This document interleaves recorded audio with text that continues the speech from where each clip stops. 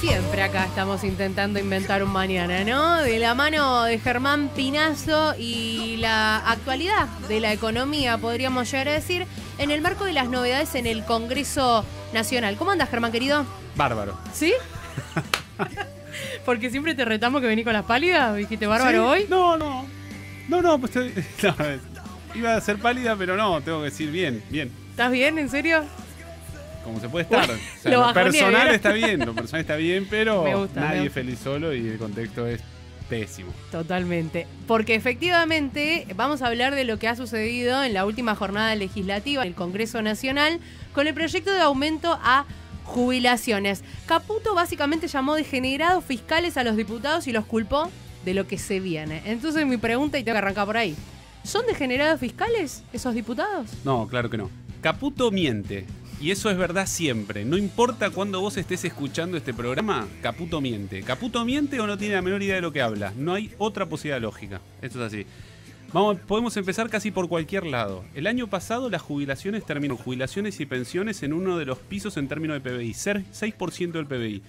Milei acaba de visitar a Giorgia Meloni y nadie podría pensar que Giorgia Meloni, la adorada de Milei, es una degenerada fiscal. ¿Cuánto pesan las jubilaciones y pensiones en el gobierno italiano en términos de PBI? ¿Cuánto? Acordate, 6% en Argentina. Sí, ¿cuánto El allá? último dato de la OCDE, casi 16. Ujú. Casi el triple. El triple. Casi el triple. No. El promedio de la OCDE de los países desarrollados, 8,2%. Estados Sí. Unidos, 7%. Digamos, o Caputo no tiene la menor idea de lo que está hablando, o Caputo es un mentiroso. Yo me inclino por pensar que Caputo es un mentiroso. Ok. Pero por supuesto que no son degenerados fiscales. Y dos motivos más. El primero es el que te dije. No hay ningún país del mundo, o hay pocos países del mundo, que no le den importancia presupuestaria a su sistema jubilatorio. Y los países que Argentina dice emular tienen un peso del gasto jubilatorio, o dice querer emular, tienen un peso del gasto jubilatorio mucho mayor que el que tiene Argentina. Pero además, por si esto fuera poco, Argentina tiene, con el actual esquema tributario, un montón de exenciones impositivas, un montón de regulaciones de los impuestos que ya tiene y que no cobra por esas regulaciones, que podrían financiar este aumento jubilatorio, que eso es lo que está en el proyecto de ley. El proyecto de ley dice de dónde se puede sacar, exenciones de ganancias, exenciones de IVA. Yo le agregaría otra. Los bienes personales tienen una exención a los impuestos inmobiliarios, a las propiedades rurales, que si se cobrase bienes personales a las propiedades rurales, el Estado podría recaudar alrededor del 0,5 punto del PBI, 0,4 punto del PBI, que es fortuna. Este proyecto de ley supone apenas un aumento del gasto del 0,2% del producto en 2025 y 0,4, si yo mal no recuerdo, en 2026, con lo cual es decir que son degenerados fiscales. Por eso es, repito, es o ser un mentiroso o no tener la menor idea de lo que está hablando. Hay un montón de impuestos que ya existen, de los cuales se podría sacar el financiamiento, pero además Argentina debería reformar su estructura tributaria. Y repito, si Argentina quisiera emular a los países que dice querer emular, podría tener una estructura tributaria en algunos puntos, por ejemplo, parecida a Chile. Ujú. O sea, en Chile no gobierna ni Ho Chi Minh, ni Maduro, ni Mao Zedong, y los impuestos que la OCDE califica como impuestos a las ganancias corrientes de las personas o de las empresas son 10 puntos del PBI, que es alrededor del doble de lo que tiene Argentina.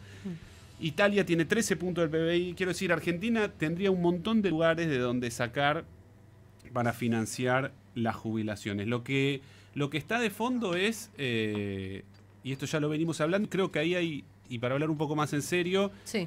estamos hablando en serio, pero la verdad que a veces está bueno tratar de tomarse con humor algunas cosas, porque si no Total. genera mucha violencia. Sí, Porque total. tener un tipo que se encarga del Ministerio de Economía y que miente descaradamente todos los días, en un contexto donde el principal rubro del recorte presupuestario fue jubilaciones. 30% del famoso recorte del gasto público que ellos tanto festejan son jubilaciones. No ha habido ninguna casta que haya sido afectada por el recorte presupuestario, como dice el Jabo en sus criptogiras, Sí, y en sus giras de fantasía que hace, sino que lo que ha hecho es lo más fácil y lo más cobarde, que es atacar a la población más desprotegida, que es los jubilados, y además pegarle todos los miércoles, ¿no es cierto?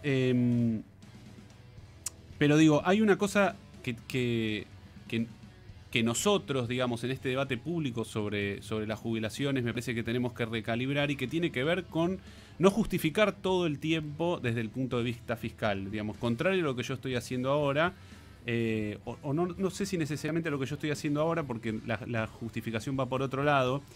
El problema no es si las personas que están jubiladas hoy pagaron o no pagaron por su jubilación, si la moratoria sí, si la moratoria no. No es tampoco, aunque sea un tema importante, que ha habido muchas mujeres que hicieron un trabajo muy valioso, trabajo doméstico no remunerado, y que tienen que tener derecho a jubilarse, o personas a quienes sus empleadores no le han hecho sus aportes, que también es cierto.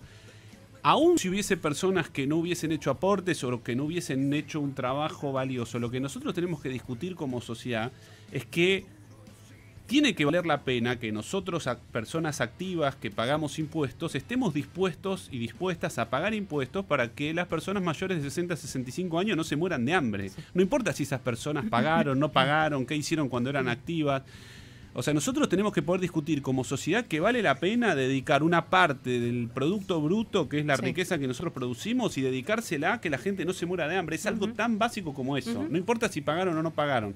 Y cuando nosotros estamos discutiendo si aportaron o no aportaron, un poco que ya perdimos. Haces un paso para atrás. Porque además hay otra discusión, y ahí sí vuelvo a un terreno más aritmético, de financiamiento. Y es que el envejecimiento poblacional va haciendo que cada vez se necesiten más trabajadores activos para financiar a un trabajador o un trabajador pasivo o a un ciudadano pasivo que no trabaja. Entonces, todos los regímenes jubilatorios en el mundo, independientemente del nivel de registro y del porcentaje de registro de los trabajadores activos, todos los regímenes públicos van siendo deficitarios, y eso no quiere decir que no sean legítimos. Nosotros tenemos que poder financiar un régimen jubilatorio, no importa si es superavitario o no. Nosotros tenemos que poder garantizarle una vida digna a los adultos mayores, si no, no somos más una sociedad. Nosotros, para ser una sociedad, quiere decir que a nosotros nos importa mínimamente cuidar a aquellas personas que por su edad, porque están enfermas o porque tienen la semana pasada fue la discusión sobre las discapacidades, que porque tienen alguna limitación física, intelectual, cognitiva o lo que sea, nosotros como sociedad tenemos que poder decidir que dedicamos una parte de nuestro trabajo a que esa persona viva mejor. Si no, no somos una sociedad, somos un rejunte de personas de lo más miserable, digamos, ¿no? O que arbitrariamente ocupan un territorio. Eso no es un país, digamos, ¿no? Fue muy loco porque justamente hoy la mirada que traes sobre ese suceso del Congreso, estabas por ahí vos, de hecho, en esa jornada, se juntaron tres cosas que uno puede entender como, desde la mirada libertaria o de la economía, del modelo económico de este gobierno, de ese déficit, ¿no? Que es discapacidad, lo mencionaste, bueno, jubilados y Garrahan, ¿no? Como tres cuestiones ahí, emergencia, había algunas de emergencias en torno a inundaciones. Bueno, entra más una discusión ética más que económica en ese sentido, ¿no? O de moral, no sé. Sí, de más íntima convicción y de los fundamentos que hacen a la vida en común, digamos. ¿Qué pensamos que somos todas las personas que estamos amontonadas y qué estamos discutiendo cuando este tipo españuelo le dice a la familia: ¿qué culpa tengo yo de que vos...? No es que tenés culpa, es que si no sos un ser humano miserable, tenés que tener algo en tu fibra íntima que te dé ganas de aportar algo para que otra persona que tiene una dificultad no pague peaje si tiene que ir a visitar 80 veces un médico, por ejemplo, o que pueda estacionar si tiene que pueda estacionar más fácilmente que vos si tiene una dificultad para caminar.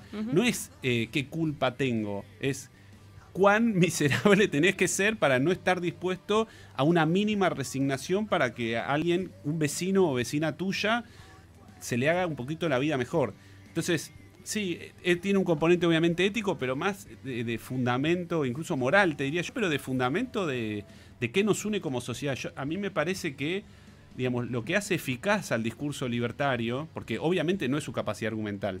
El discurso libertario es un tipo de articulación discursiva que no tiene ningún respeto por la veracidad de sus proposiciones ni por la articulación lógica. O sea, Caputo te dice, hoy vivimos en Marte y por eso mañana hay déficit fiscal. Cualquier cosa, dice. No, está claro que no está en las reglas de la lógica o en la verdad de sus afirmaciones la eficacia de su discurso. Para mí la eficacia de su discurso está en apelar a las fibras más miserables que tenemos y tratar de que el enojo que tiene una parte importante de la población con un Estado que estaba funcionando mal se alivie haciéndole sentir una superioridad moral o una indignación frente a alguien que es su enemigo, digamos, apelando a los instintos más miserables que tenemos como seres humanos, y que el derecho a poder odiar a otro, al empleado público que es la causa de nuestros males, y que entonces porque ese es un ñoqui yo la paso mal porque estoy financiando a alguien que es un ñoqui. El sueño de alguien, ¿no viste que hoy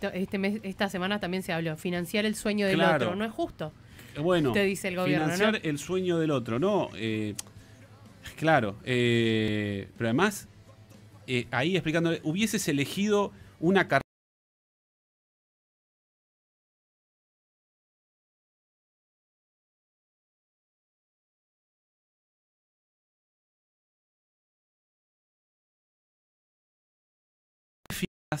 es que apela a canalizar la frustración de alguien que está escuchando en poder odiar a la otra persona y verla como un enemigo, como alguien que lo está parasitando, como si el médico del Garrahan estuviese parasitando a alguien que es un monotributista y que hace un aporte. No, digamos, si nosotros tuviésemos, por eso yo decía, en Chile los impuestos progresivos a las ganancias a los altos ingresos y a las ganancias corporativas son el doble que en Argentina. Si nosotros tuviésemos una estructura tributaria que grava fuertemente a aquellos a los que les sobra muchísimo, nosotros podríamos pagarle bien a un médico o médica del Garrahan y que nos pueda atender a todos y todas, porque lo que cuesta desarmar es que en una sociedad tan desigual como la nuestra, si el Estado no financia médicos, la medicina no, como la medicina sería un servicio rentable, habría un montón de gente que no podría acceder a la medicina.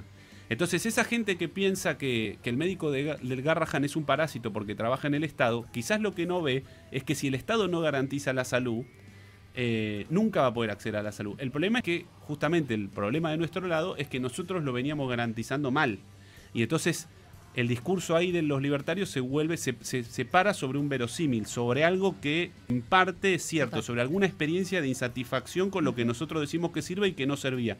Y para finalizar, yo creo que nos odian tanto a nosotros los universitarios porque la experiencia universitaria sigue siendo una experiencia satisfactoria. Entonces es difícil construir contra nosotros ese odio, porque cualquiera que viene a la universidad se va con una experiencia satisfactoria. En la universidad no hay ñoquis, no hay